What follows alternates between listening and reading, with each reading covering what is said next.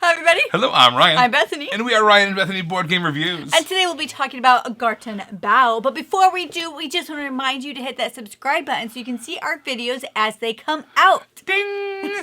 Gartenbau is designed by David Abelson and Alex Johns, and the artwork is by Matt Paquette and Company. And is published by 25th Century Games. I just want to tell you guys that 25th Century Games has these mugs out, and I really want one. But it wasn't until I saw you should just go to their website. Like, the mugs look really cool, or to their Instagram, and you'll see these mugs, and you'll be like, I know what you're talking about, Bethany. I want one too.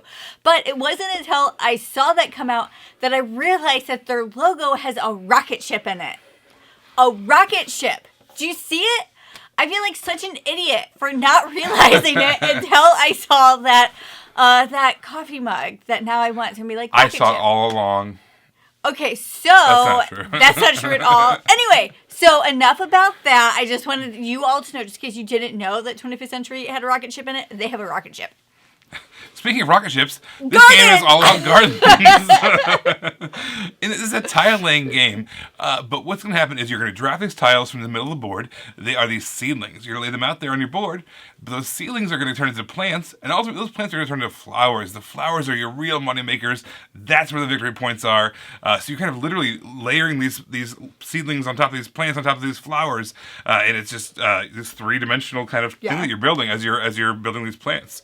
All right, let me give you a quick overview of how the game works. All right, here is the main board setup for Gartenbau. Basically, we have kind of a Mancala style or an action selection wheel going on over here. We have our little wheelbarrows, which are our pawns that are going to move around the board taking actions. When you land on these tiles over here, in the middle, basically, you're going to be able to gather either resources that are at the bottom of each one of the sections, or the top seedling tile that's on top of the stack. If you land on one of these circles, that's going to allow you to spend the resources and buy these tiles down here from the plant market. The plant market is going to give you some victory points based off the numbers at the top here, but ultimately what you really want to do is you want to fulfill these giant flower tiles. These are where the real moneymakers are. Those are your big points. There are two ways to draft those tiles at the beginning of the game. You can either, based off of these symbols on the back, just take an entire stack. As you can see, we've got a stack of the dragonflies. We've got a stack of those little beetles there. You just basically take all the tiles of that particular bug. And that becomes your selection of flowers for the round. The more advanced way of drafting is basically you're going to shuffle up a whole series of those flower tiles, and you are going to put them in pairs, so you cannot see what the bottom tile at the bottom of the pair is. And you're going to draft them based off what the information you can see is, and you're going to basically end up with a certain series of tiles. You're going to discard a few, and end up with either 5 or 6 based off the number of players. And those are going to be your tiles that you're going to use for the rest of the game. Some tiles are just going to give you straight up victory points, like this one see here says 20 prestige. But others are going to be a little more nuanced, and you're going to have certain abilities like this one. This one says 6 prestige plus 2 more prestige per orange seedling or plant tile. So as you can see, there's lots of different ways that you can score with these tiles that all has to do with the tiles below them. What you're going to be doing is you're going to be drafting these seedling tiles, and then once you have a certain configuration of them, you're going to be able to put these plant tiles on top of them. And then once you have the correct plant tiles, then you put the flower tiles on top of that. So you're kind of building out in 3 dimensions. You're doing a normal tile laying scenario where you're kind of laying tiles out in a tableau, but then also you're stacking them on top of each other as well to give it 3 dimensions. So on your turn, what you're going to do is you're going to move to the next closest tile in a clockwise manner. So we can go over here for the blue player. We could either take 2 suns or 2 of those water resources over here, based off of the symbols on the back of that tile over here, or we could take the top tile itself and lay it into our tableau. Everyone has one starting tile, and every tile that you lay has to be connected to this tile in some way, shape, or form. The next player then goes to the next available spot. They have the same choice. They can either gather resources, in this case, 2 sun and a water, or they can grab the top tile over there. Let's say they grab the resources, and they take them from the wheelbarrows. Once you set up your board a little bit, and you've gathered enough resources, you're ready to start building some of these tiles, these plants. So what you're going to do, instead of moving to the tile section, you're going to move to the nearest circle. And now what you're going to do is you are going to look at the tile. This is going to tell you what you can put on top of it. So for instance, in this case, this tile has 2 of those red roses at the top of it. You have to have 2 of those in order to be able to place this on top of them. So that tells you the configuration you're going to play on top of. Also, those 2 halves have to come from different tiles. Some tiles do, like this one, has 2 purples on the same spot, but even this one cannot be played on top of it. Even though it says you can play on 2 purples, they have to come from 2 separate tiles in order to be valid. You also pay whatever resources are at the bottom of the tile, in this case 4 sun, or 2 sun and 2 water. You pay those resources back to the wheelbarrows, and then you take the tile, putting it on top of the matching symbols on the top of the tile. The large flower tiles work the same way. On your turn, you're going to move to the nearest circle. And then what you're going to do is you're going to play your flower tile on top of the necessary ingredients. In order to play this particular flower, what you can do is you can either play this on top of 2 of those purple plants, these ones, or a blue and a red, which of course blue and red mixed together does make purple. And it's going to give you 16 prestige, which is the victory points in this game. Whenever you finish off one of those large flower tiles, you also get to take any 3 resources you want of the sun and the water. So that's how the game is going to go. You're basically going to go around that circle, grabbing tiles, grabbing resources, playing those tiles in order to gain more of those plants, and eventually the flowers. But sometimes you need to kind of jump around faster than what you can do. Well, we have these little 2 tokens over here that are going to help us out. Normally, if a tile is already occupied, the next player wants to go there, they cannot. They have to skip over it and go to the next available spot. However, if you spin that flower pot over here, what you can do is you can jump anywhere you want on the board, and you can even go to an occupied spot, which is fantastic. Also, as you're laying tiles in your own personal tableau, once you place a tile, you can never move it. It's locked in place. But sometimes you realize later on, oh shoot, I really wish I would have got the access to this tile, and now I want to move things around. What you can do is you can spend your watering can in order to move around or trade the location of 2 different tiles on your board. That can really open things up for you and give you some more options. However, if you do not use those 2, at the end of the game, each token is worth 2 points. So if you can use them strategically, fantastic. If you're able to hang on to them, you're going to get some victory points as well. Also, as you're moving around and taking tiles, you're eventually going to uncover stuff. So once this entire stack has been removed, now there's a special ability there.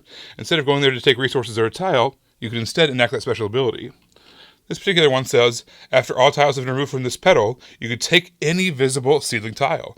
So now when you land there, you can take something from all the way over here, which is going to give you a lot of flexibility. Now also, the game end trigger is by removing those tiles. So once 4 of those stacks of tiles have been removed, that's going to trigger the end of the game. You're going to keep on playing until all players get an equal number of turns, and then you're going to count up your victory points. You have 7 victory points on the plant tiles. You're also going to have a large amount of points on your flower tiles. And then, of course, we have some leftover points over here as well from your tiles. You're going to add up all of those points, and whoever has the most points at the end of the game wins. I really like the artwork in this game. It gave me those, it gave me those vibes of like the 1890s or early 1900s, which, okay, so really funny. 1898.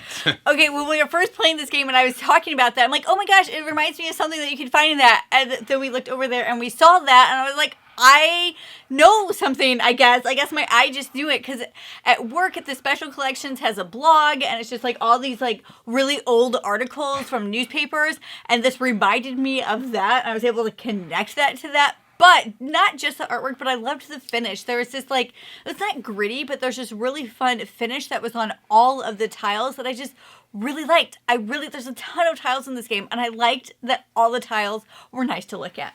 I would love to play a game with you that was like, guess the decade based off of this font. Or based off of this like art style or that whatever. Would be, like, I really don't know anything. It's just when you're used to seeing something and your brain can connect something that you don't actually know and it just like does it for you. That's what happened here. I could not win at that game. I love the special abilities that were underneath these seedling tile stacks. So once as the game progresses, you're going to be clearing off these tile stacks, and underneath them all on the board are printed these special abilities. So when you land on those stacks later on, you get to trigger the special abilities, which is really, really nice because there are things like discounts or extra resources or freedom as far as where you can get your tiles from, all kinds of different cool stuff. And if chances are, if one stack is gone, other stacks are probably getting close to being finished off as well. So it comes at the perfect time when you really, really need a boost to your game. Because it has this kind of pacing to it, right? It's kind of slow as you're building it up, then you're kind of building the next level, and then eventually kind of building the top layer on top of all that. So the pacing of the game is really nice. And also the pricing kind of changes with it too. As things are getting more and more expensive, you're still only able to hold those same 10 resources. So things get tighter and tighter as you're going on. But man, it gets also more and more satisfying as you pull off those miracle turns at the end there because of those special abilities that you've uncovered. So that's a really cool feature of the game. So do any of you guys know like legitimate gardeners that like this is what they do, this is their job or their major hobby, this is like who they are and how much they talk about it and how much they plan about it and how they'll like map out their yard and they'll figure out what they want to do for this and this is going to work really well with this and this is going to work well because of the shading over here. So this like is that game because you really have to plan. You cannot willy-nilly. You can't Sounds willy right. any of this. You really have to plan ahead. You can't just like get the seeds and hope that things work for you, because they won't. And even the way that you arrange it, like so many times I was playing this game and I drafted a tile and I put it one way instead of a different way. And I totally messed up my entire game. And not just that, but all the flowers, right? All the flowers have these different scoring abilities. And some of them, it matters what's around them or what's not around them or what's going on in different places in this game. But you have to build up so much to get to that. And then you're like, oh my gosh, I did it wrong because I needed to put these seeds over here and not these seeds over here. And I was here for it. Loved it, loved it, loved it. Yeah, there's definitely a certain level of strategic planning you need to have ahead of time. Whatever you place, the very first thing you place in the game, it's there for the rest of the game. Matters. You are stuck with it, so you hopefully are happy with it. And it also really matters what's out on the board. You know, if there comes, you know, you really need a yellow attached to a purple or whatever the case is, and you see one pop up, you might want to spend, you know, some of your, your whatever it is, a special ability token to fly all the way over there to make sure you get it. Or, you know, you can try to risk it like I like to do. Nope, I use but the then plot every time. Somebody sneaks in and takes a tile I wanted, and then it's so frustrating, but at the same time, it's like I could have spent it, but I wanted to hang on to it. I have that lost aversion about not getting those 2 extra points at the end of the game or whatever the case is. So it's definitely one of those games where every single move matters. Every single turn matters as far as your long-term planning. This is not a game that you can really jump into lightly because of that. Like, we've played this game a couple times after like a long day of work, and you can tell I'm just like placing tiles and just Ryan, not me. I'm here for it. I'm placing tiles and I'm like, oh, that's not what I wanted at all. Like, that was not a good choice. And then Bethany stomps me. Yeah, it's great. I highly recommend it. So this is definitely a game you want to have a good night's sleep, get your cup of coffee ready. With a 25th century mug. Is this video sponsored by mugs something? It's not, actually. That I need to know about. I do like look at my little heart mug. Yeah, it has nothing to do with 25th century rocket mugs. It's a Valentine's Day mug. I really like mugs. I have a lot of them. This video is brought to you by mugs, just mugs. So yeah, this is a really fun long-term strategy planning game. You have to think ahead. You can't undo what you've done, and it makes it really challenging, but also really satisfying when you're able to pull off one of those really great turns where you get a ton of points. I know what you're thinking, but Bethany, what do you really think about this game? I know you mentioned love a couple of times when describing it. Well, my fellow, I don't know. Board gamers. Mug enthusiasts. I was going to say my fellow noomies. That's like the nickname that we give ourselves. Like. Well, yeah. Yeah. This is a keeper. I had so much fun with that. I would rather be playing this right now than talking about it right now, because I really enjoyed this game. The first time we played it, I wasn't like, when Ryan was first setting up and we were first talking about it, it reminded me of a game I really don't like. Splendor. I'm sorry if you guys leave and never watch this again, because I just don't like Splendor.